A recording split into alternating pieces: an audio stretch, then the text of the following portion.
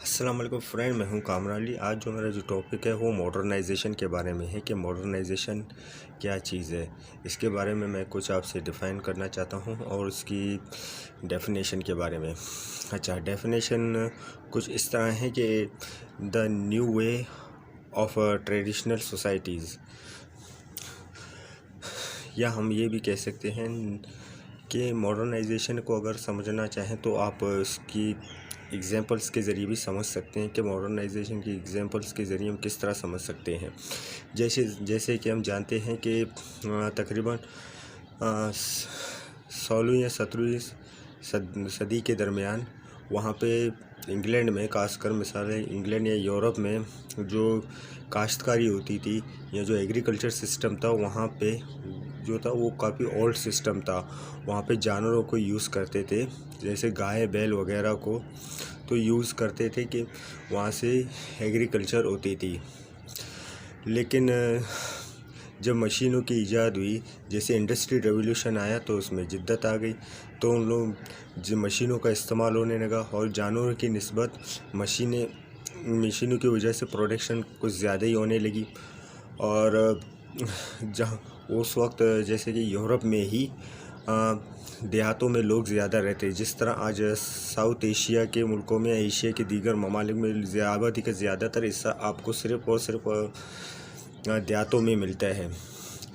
लेकिन जहाँ बात कर रहे हैं इंडस्ट्री रेवोल्यूशन के बाद इंग्लैंड की आबादी का एक बड़ा हिस्सा शहर की तरफ मूव करने लगा। तो ये कह सकते हैं कि वहाँ पे इंडस्ट्रियलाइजेशन के साथ साथ urbanization भी बहुत ज़्यादा ही हो गई।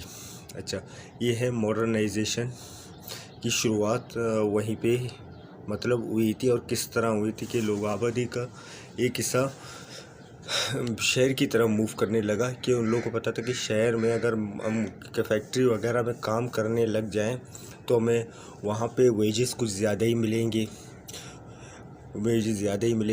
ताकि इनकी मयारी ज़िंदगी पर काफ़ी बेहतर असरात मुरतब हो जाए। अच्छा, इंडस्ट्री मतलब अभी मैं बात कर रहा हूँ मॉडर्नाइजेशन के जो थ्योरी है उसको सबसे पहले ऑर्गेनाइज हुआ है मैक्स वेबर, जो एक जर्मन सोशियोलॉजिस्ट है, या कभी कभी इसको कहते हैं कि मॉडर्न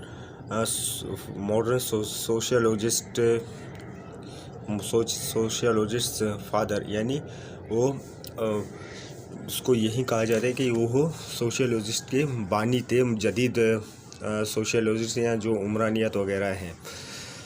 तो शुरू करते हैं। मतलब मॉडर्नाइजेशन का मतलब है कि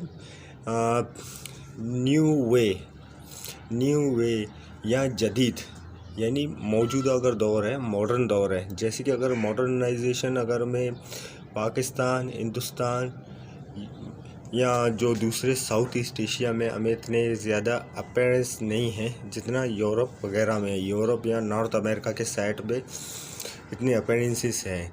तो मॉडर्नाइजेशन का मतलब तो यही है कि मतलब बेहतरी हो, या नहीं एक राय हो जहाँ पे जिद्दत हो। जैसे कि मिसाल के तौर पर हम कह सकते हैं कि इंफ्रास्ट्रक्चर अगर बात की जाए तो साउथ एशिया में इंफ्रास्ट्रक्चर की हालत तो हमें और आप लोगों को काफ़ी पता है, जो साउथ ईस्ट एशिया में रहते हैं, कि रोडों की हालत, या जो वहाँ पे हेल्थ केयर का सिस्टम है, या जो एजुकेशन का जो सिस्टम है, काफ़ी वर्स्ट उसको कंसिडर किया जाता है। लेकिन यूरोप में तकरीबन ऐसा नहीं है।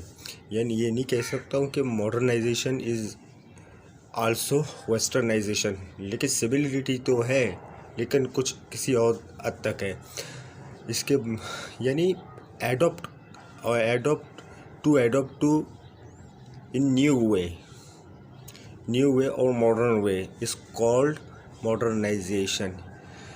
अच्छा, यानी मॉडर्नाइजेशन अभी जहाँ तक अभी टेक्नोलॉजीज़ दरियाफ्त हुई थी, अभी इसमें मज़ीद जिद्दत आने लग गई, इनोवेशन होने लगी, इन्वेंट हो गए। जैसे कोई इन्वेंट चीज़ हो जाती है तो इसको मतलब अगर किसी और तरीके से मतलब उसको एफिशिएंट और ज़्यादा हो तो उसमें और ज़्यादा मज़ीद हमें इनोवेशन करनी पड़ रही हैं, या जो जो इसको मतलब इन्वेंटर हैं उसको ज़्यादा और मतलब इसको इनोवेशन करनी पड़ रही हैं।